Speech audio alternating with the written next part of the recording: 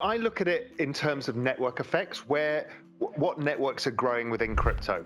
So Ethereum's the kind of biggest, most robust network in terms of the number of developers, the number of people investing in it. So that makes that one of your base, investments. Bitcoin, being the OG in the space, is another base investment. But then you want to start probably going a little bit further out on the risk curve. So we're seeing these layer ones, stuff like Terra, Avalanche, and probably Solana. Interesting. Then I think maybe 2022 is going to be the year of interoperability. So we're looking at, Polygon, Quant, and a few other things that might give us those opportunities. And DeFi's been quiet now for a year and a half.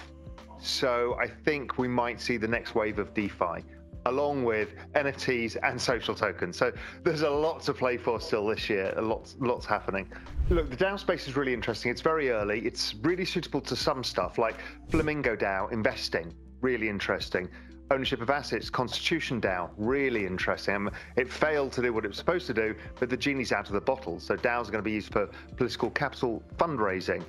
So I think the DAO structure is interesting. It's a great way of organizing groups of people. I don't think it's perfect for all projects because some need more leadership than others. But I think DAOs are here to stay, and we will just see them evolving a lot over time as people figure out what's the right mechanism to get the right community involvement and getting some sort of consensus mechanism out of a bunch of individuals. I mean, the question is can DAOs be used for other means? Yes. I mean, that's what the Constitution DAO idea was, right? You can coalesce a group of people super quick because of the network effects of being, in this kind of Web3 internet world, and move pools of capital around for certain reasons. I mean, there's a DAO trying to buy an NBA team. There's a DAO trying to buy, golf clubs. So yes, it can be used for all sorts of things, and it will be used for nefarious things too, because how do you regulate the damn things? If you want to sue a DAO for doing something, let's say corporate takeover activity, how do you sue a DAO? We haven't gone through that yet. Interesting. Again, we don't yet know how well DAOs actually kind of distribute power amongst a group of people, whether it makes it more democratic or not, because we've seen a lot of the DAO structures have VCs in them who have more votes. So I'm not sure, but I do think DAO structures and tokenized DAO structures can work for municipalities, small countries, small governments in a more effective way. I mean, here we are on the Cayman Islands, and I'm sure same with Malta. It's a small town that's a country. And what happens is politicians become really small town. They end up, as opposed to caring about, something that's really truly good for the nation, they end up wanting to win the votes over fighting over a neighbor's fence, and it becomes a ridiculous situation. So there are different structures that would definitely help for voting and for a more democratic society. But it's not clear yet that DAOs have done that either. Again, you don't know. It depends what the community decides, right? You don't get the choice. Now, if you're backing a particular person and you share their sense of vision, then generally speaking, it should remain aligned for a period of time. Not always, right? People drift. Like Google, do no evil, didn't really last very long.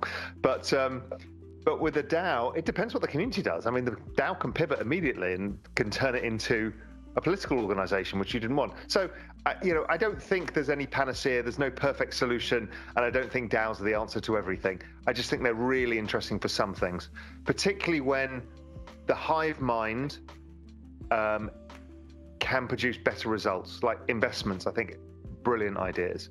I was talking to somebody today about a research DAO. Brilliant idea. I think there'll be DAOs based around scientific research and all sorts of stuff, whether you could fund it, give it a kind of sense of direction and let it establish itself. Really interesting. Well, Bitcoin needs a shot in the arm, essentially, from network effects, because we're seeing less activity than we are elsewhere. So you need to drive new participants into the space. One thing I do know is institutions are coming into the space, but I think it's switching a little bit from the direct Bitcoin access to VC access and hedge fund access and other ways. So I do think we'll see some more balance sheet stuff, but the problem is the accounting laws still don't help. So for gap accounting, in the US particular, they have to market to worst price. And so it's a real nightmare on a balance sheet. So until that gets resolved, we won't see many more corporations do it. Flip side, we're seeing all the banks building crypto businesses, and of which Bitcoin is the predominant one, Bitcoin and ETH again. So I do think the banks will have them not on their balance sheets essentially, but in their trading books. And I think we will see more pension funds and institutional investors. And I think this year might be the year of the sovereign wealth fund. You know, it would be really surprising if Dubai, Abu Dhabi, Kuwait, I think Singapore already has it on their balance sheet. Saudi, I think there's a whole bunch of these that I think will start doing it. They've already been doing VC investments in the space. I think they'll start coming into the space in terms of physical ownership of Bitcoin. For example, the price, and also just for that next stage of adoption and even acceptance across regions. Well, I think it's the real sign of acceptance. In terms of adoption, yes, it allows other pension funds to own it, other large pools of capital. Now, the key thing about these sovereign wealth funds is they have gigantic assets. So even a 0.5% weight is, you know, billions and billions and billions of dollars. So when they come into the space, it's going to be meaningful, and they'll be in it forever. So that's something to really keep an eye on, because when that starts happening at scale, it'll move the price for sure, and it'll drive pension funds to come in and kind of other players. Direct them. So I think the SEC is fighting its own turf war with the CFTC, the OCC, the Fed, and everybody else who wants to regulate Bitcoin and crypto. So they're fighting war by saying we're going to be tough on these people. Now, don't forget, the US government is full of baby boomers. So it's an old group of people who mistrust and have a fear of change. So there's that. So I think that's the fight that the SEC wants to have, and they want to look like they're in control of this. Meanwhile, there's 86 million millennials and 70-something million Gen Z who are now voters, who have a lot of money. And we've seen them as soon as you shake the cage, you rattle the cage about banning crypto or trying to do something nefarious to crypto, they get together very fast. This is why I'm thinking about the DAO structure. My guess is when we're now getting into political season in the US, people are going to start to put together a DAO structure to support politicians of both sides that support the adoption of cryptocurrency. And people don't want to fight young, wealthy voters in gigantic numbers. So I think that fight's going to come. And I think the outcome should be, and here's my advice, is they need to walk away from the securities law, the 1934 securities law. It is unacceptable to tell people that they are not allowed to make certain investments versus others, while making it completely allowable to go to a casino and blow everything. I mean, it's so inconsistent. You can buy a gun, but you can't invest in a private company. I mean, how dare they do that? And you've got a very large group of young people who have an all-time record value equity market, bond market, real estate market.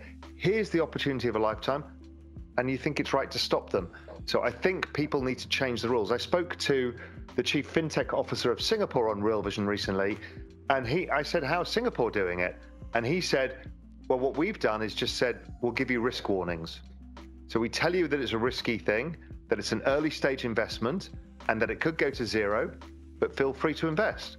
And that seems much more sensible way of going about it. Without question, regulatory clarity. The US is really the home of tech innovation between China and the US. Now, China's a closed economy. Yes, some of their businesses are globalized, obviously, but the US is the home of all of this. And they have the first mover advantage. They have the passion within the industry in the US. You know, if you go back to the UK, it's so far behind. Europe's so far behind when you come to crypto. The US is the epicenter. And if they free up regulation, you're going to see, you know, gazillions of dollars pouring into the US economy to let this innovation grow, just as Silicon Valley did.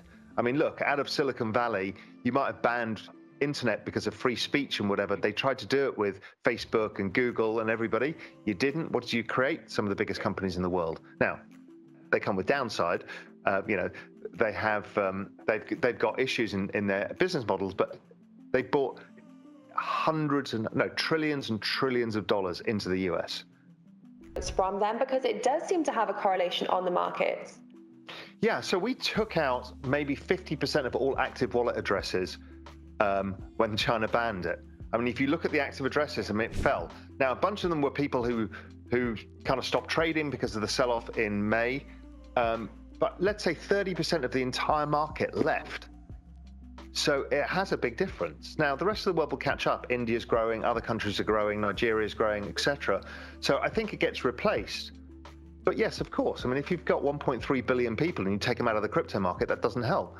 Really interesting to see the news that came out yesterday or today that they want to encourage NFTs, but on some sort of centralized blockchain, some weird kind of hybrid thing. It's kind of, China likes control of its money and control of its people, and they don't want to lose it. My guess is, look, we all know that almost every single transaction ever done in crypto is there for everybody to see. So the Chinese authorities, I don't think, mind it in the end. They want two things. One, stop capital flight. So, okay. And the easy way to do that is they want to introduce their central bank digital currency.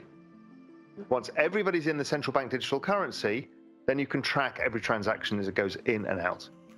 And then they don't care anymore because they can stop it, they can measure it, they can see who's doing what. Right now, you can't really see who's doing what. So I think that's what they're trying to do. They're trying to say, right, stop. We want to know what money's in the system, who's got it, put it on this new central bank digital currency, and then we're in control of our own destiny and people are free to do what they want. I don't think they want to stop Chinese consumers participating in the global economy.